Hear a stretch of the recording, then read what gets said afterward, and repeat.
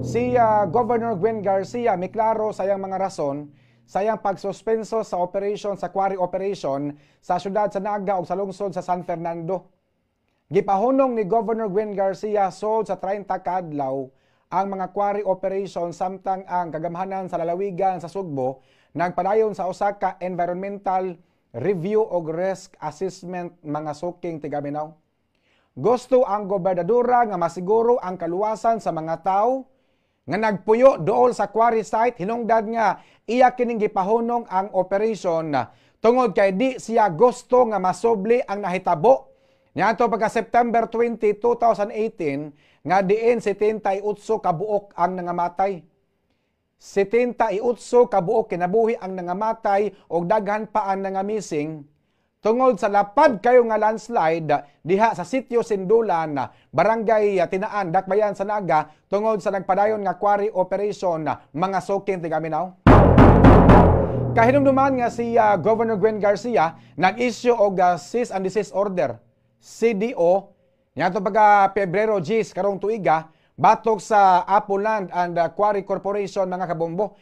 Pero akong pangutana ngano nagpadayon pa man ang operation sa Carmen Copper Corporation diha sa Toledo City, angay po tingali nga tan-awon ni Governor Gwen Garcia ang Carmen Copper Corporation ang operating mine of Atlas Consolidated Mining Development Corporation nga nahimutang diha sa Dakbayan sa Toledo mga kabombo.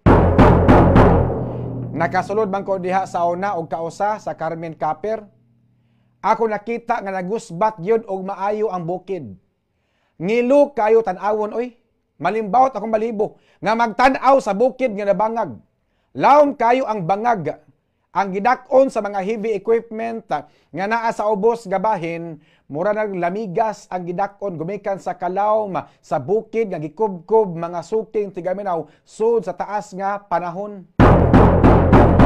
Unta tan-awon pod ni Governor Gwendolyn Garcia kung nakatuman ba ang Carmen Copper sa environmental and safety standards mga suking tigaminaw. Nakasubay ba ang Carmen Copper sa environmental and safety standards? Wala ba ni nakahatag o gahulga sa seguridad sa mga tao nga nagpuyo diha sa Lutupan, Toledo City? Dili ba peligro ang kinabuhi sa mga tao nga nagpuyo diha dapita mga kabombo? Kaya ako nakita ang bukid diha sa Lutupan puwerte ng gubaa. Kung makasulti pa ning bukid diha sa Lutupan, hagbay na nang mireklamo. Kung babay pa ning bukid diha sa Lutupan, mura man taon na gilugos og maayo. O nya nahibong sad ko. Naaunta tay mga ahensya sa gobyerno nga maoy magprotektar sa atong kalikupan. Apan wala man gyud makapahunong aning mga operation nga nakaguba sa atong kalikupan. Ang AMB, ang MGB, ang DENR7 nihatag man og pagtugot nga maka-operate ang Carmen Copper Corporation diha sa Toledo City sod sa taas nga panahon nga unta puwerte namang gubaas bukid diha sa Lutupan mga higala. Unya, unsa ka tinuod nga doon na po dahil ni sila underground nga operation? Ang ilawom sa yuta gipangkub-kub sad kakuyaw in town Simbako. Simbako maigo og kusog nga linog ang Lutupan City mga suking tigaminaw. Nga matod pa nga nangahalo na kunong uban diha nga mga yuta kay ang ilawom ana gipangkub-kub na mga higala. Basin biya ha unya ra ta magkarakara sa pagpahunong aning mga operation nga nakaguba sa atong kalikupan kung naanay mga kinabuhi ang nangamatay mga suking tigaminaw.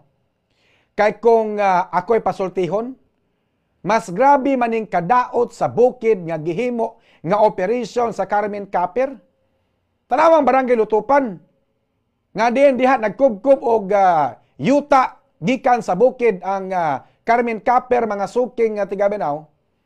Grabing kadaot sa bukid oy. Kung ikumpara sa quarry operation sa Apuland and Quarry Corporation mga suking tigaminaw. Nakadeferensya lang aning quarry site sa Apuland kay ragduol-duol kayo sa residential area mga higala. Dato na kayo ning mga negosyante nga nakapahimulo sa atong kabukiran. Sila mo nakapahimulos og maayo sa tong kabukiran na nga dato ining mga tawhana. Unya kung dunay mga landslide nga mahitabo, ang mga pobre mao'y apektado, ang mga pobre mao'y mahasol. Okay ra unta kung dunay kalamidad nga mahitabo sama aning landslide sa mga lugar nga dunay nagkwari, unya ang mga matay kani untang mga negosyante nga mao'y hinungdan nga nangaguba ang atong mga kabukiran, mga sukin tigaminaw.